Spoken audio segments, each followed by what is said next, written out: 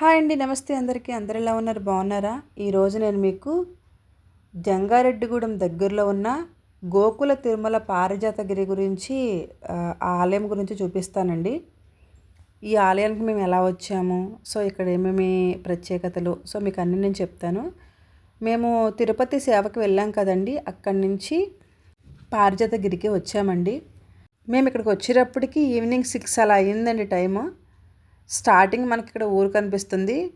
So మిడిల్లో మనకి ఆలయం ఉంటుందండి. సో చూసారా ఎంత హైట్లో ఉందో ఆలయం, మనకి స్టార్టింగ్ నుంచే కనిపిస్తుంది అన్నమాట ఆలయం. ఈ మధ్యన ఇక్కడ గిరి ప్రదక్షిణ కూడా పెట్టారండి. ఈ కొండ చుట్టూరా గిరి ప్రదక్షిణ చేస్తున్నారు. ప్రతి శనివారం కూడా ఇక్కడ గిరి ప్రదక్షిణ నిర్వహిస్తున్నారు. సో దగ్గరికి వచ్చేసామండి. మేము ఆటోలో వచ్చామన్నమాట. సో దగ్గరికంటే తీసుకెళ్లారు. స్టార్టింగ్లో ఆంజనేయ స్వామి విగ్రహం కనిపించింది. ఇప్పటి నుంచి అప్పెక్కాలండి. సో మాకైతే భయం వేసిందండి అప్పెక్కేటప్పుడు. సో ఆటో కదా, సో కొంచెం భయపడ్డాము. ఇదంతా కూడా కొండండి.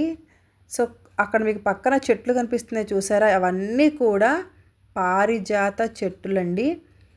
నిజంగా ఇటువంటి పారిజాత చెట్టు అనేది మన ఇంటి దగ్గర ఒకటి ఉంటేనే ఎంతో మంచిది అని చెప్పేసి అంటూ ఉంటారు. ఇన్ని చెట్ల మధ్య స్వామివారి ఆలయం నిర్మించారు. నాకైతే భలే అనిపించిందండి.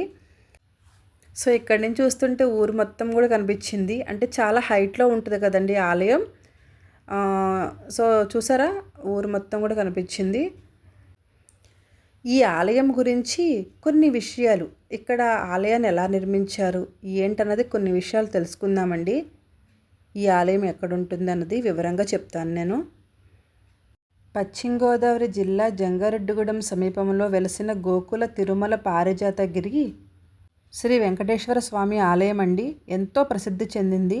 తిరుమల తరహాలోని 7 కొండల నడుమ కొలువై ఉన్న ఈ దివ్యక్షేత్రం చుట్టూ పారిజాత వృక్షాలు ఉండడం వల్ల ఆ పేరు వచ్చిందండి.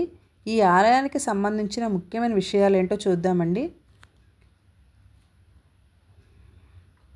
పూర్వం చిట్టయ్య అనే భక్తుడికి ఈ వెంకటేశ్వర స్వామి కలలో కనిపించి ఉత్తర దిక్కున 7 కొండలలో 6వ కొండపై పారిజాత వృక్షాల మధ్య తన పాదాలు ఉన్నాయని, అక్కడ ఆలయాన్ని నిర్మించాలని ఆదేశించారంట. ఆ భక్తుడు ఆ కొండలను అన్వేషించగా స్వామివారు చెప్పినట్లుగానే పారిజాత వృక్షాల మధ్య శివరూపంలో పాదాలు లభించాయి. ఆ పాదాలు వెలసిన ప్రదేశంలోనే చిన్న మందిరాన్ని నిర్మించి కాలక్రమేణా భక్తుల సహకారంతో ఈ ఆలయాన్ని అద్భుతమైన క్షేత్రంగా అభివృద్ధి చేశారు. ఇక్కడ స్వామివారి మూల విరాట్టు తిరుమలలోని స్వామివారి వలనే సుమారు 11 అడుగుల ఎత్తులో అత్యంత సుందరంగా దర్శనమిస్తారు. ఈ కొండపై రాళ్లుగా పేర్చి గూడుగా కడితే చాలా తక్కువ కాలంలోనే తమ సొంత ఇంటి కల నెరవేరుతుందని భక్తుల ప్రగాఢ విశ్వాసం. ఇక్కడ నిత్య అన్నదానం జరగడంతో పాటు ఇక్కడ పెద్ద కళ్యాణ మండపం ఉండటంతో చాలామంది భక్తులు వివాహాలు చేసుకుంటారండి. మేము వచ్చిన టైంకి ఇక్కడ ఆల్రెడీ కళ్యాణాలు జరుగుతున్నాయి అన్నమాట. సో చూసి లోపలికి దర్శనానికి వెళ్ళామండి. ఇక్కడ ఇంకొక చిన్న మిరాకిల్ జరిగింది మా విషయంలో, అదేంటో చెప్తాను. మేము మొత్తం 6 మెంబర్స్ వెళ్ళామండి సర్వీస్కి. సో అందరం కూడా దర్శనానికి వెళ్ళాము. ఇక్కడ ఒక పెద్దావిడ గారు లోపలికి వెళ్ళడానికి టికెట్స్ తీసుకున్నారంటండి. మాకు టైం ఎక్కువ లేక మేము వెంటనే దర్శనం చేసి వెళ్ళిపోవాలని అనుకున్నామండి. ఈలోపు నేను మంగతయ్యారు ఆంటీ అని చెప్పేసి ఉంటారనమాట.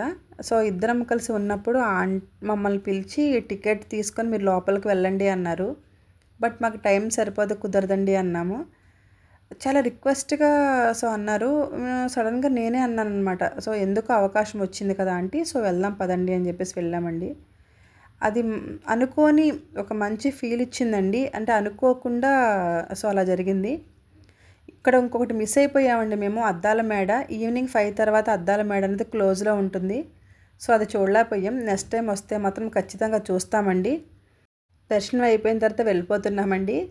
సో మధ్యలో పవర్ పోతూ వస్తూ ఉంది చూసారా. సో అది కూడా నేను సరదాగా క్లిప్ తీసానండి.